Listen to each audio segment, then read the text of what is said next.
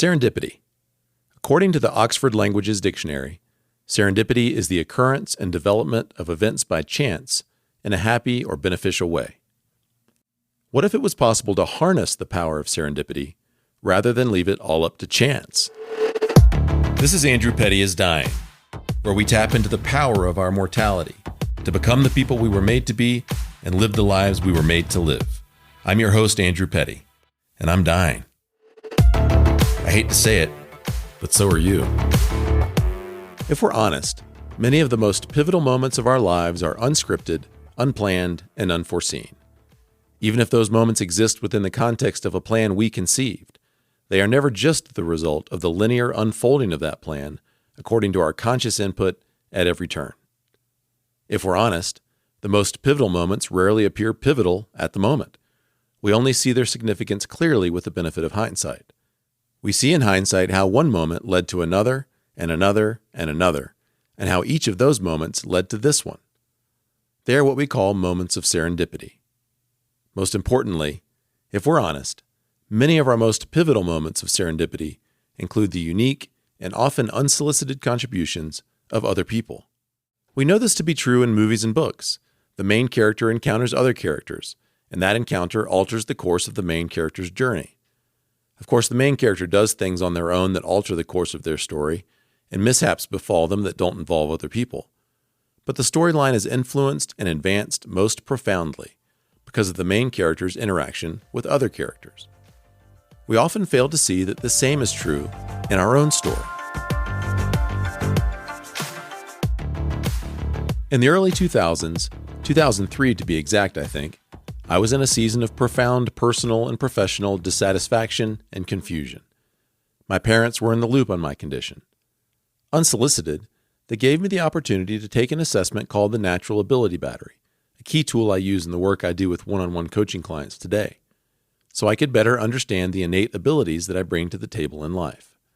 I took the assessment, and the results were enlightening, but I didn't have the will or the wherewithal to operationalize the results in my life at that point. I didn't yet have the ears to hear. Fast forward to 2011 or thereabouts, and I was in another season of personal and professional dissatisfaction and confusion.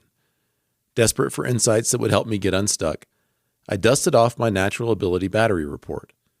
But I needed a refresher on how to use the results, so I called Leslie, who first administered and interpreted the assessment for me back in 2003.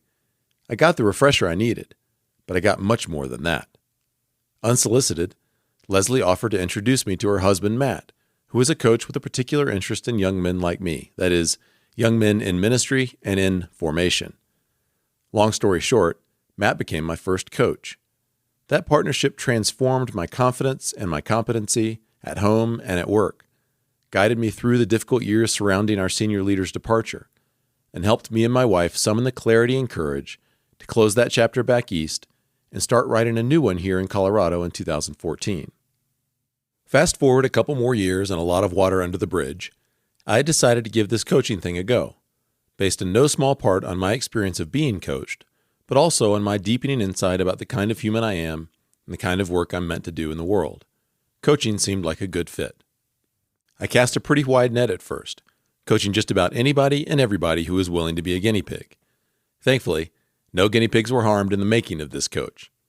Then, again unsolicited, Leslie called to ask if I was interested in doing some leadership development work with a consulting company she'd been involved with for many years. She thought I'd be a good fit for the work, and she offered to recommend me to the company. I succeeded in securing work as an independent contractor with the company and learned a ton in the 4 years that I partnered with them. I also made some great professional connections with fellow independent contractors. In fact, one of those connections, Beth Romano, tuned into this podcast in 2021 and got inspired to live with no regrets and help others do the same. She reached out, and it soon became apparent that Beth was a great fit to spearhead the development of the Graveyard Group for women.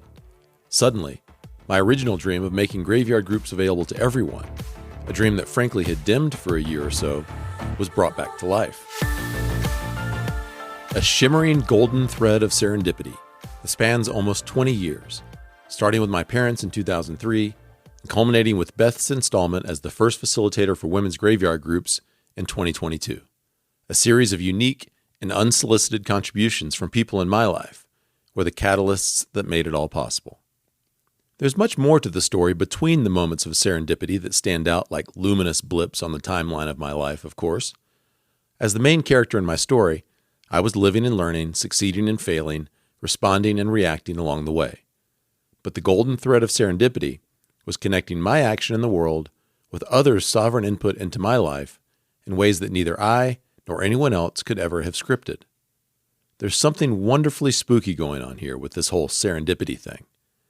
As you may already know if you've tuned in before, I see God's hand in what we call serendipity. But you don't have to see it the way I do to still find threads of serendipity in your own life and recognize their importance. Pause and reflect. Where do you see a thread of serendipity in the tapestry of your story?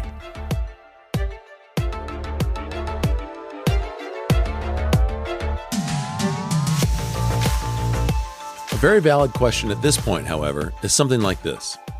If serendipity can't be scripted or planned, then how can we develop a serendipity strategy? How can we harness the power of serendipity rather than leave it all up to chance? Our answer lies in the anatomy of serendipity, to spin up another metaphor. When we see more clearly that people are the primary agents of serendipity's activity in our lives, then we can simply resolve to put people first, to prioritize time with people more highly than before.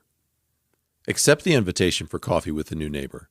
Extend an invitation for coffee with a new neighbor. Get involved in a civic project in your community. Join a book club. In short, cross paths with more people on purpose, with purpose.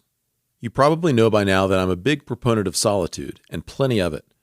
So I don't mean to suggest that we should frantically fill our days with people all the time. But I do mean to suggest that if we want to tap into serendipity's benefits even more, then intentionally putting people first on our list of priorities is the way to go.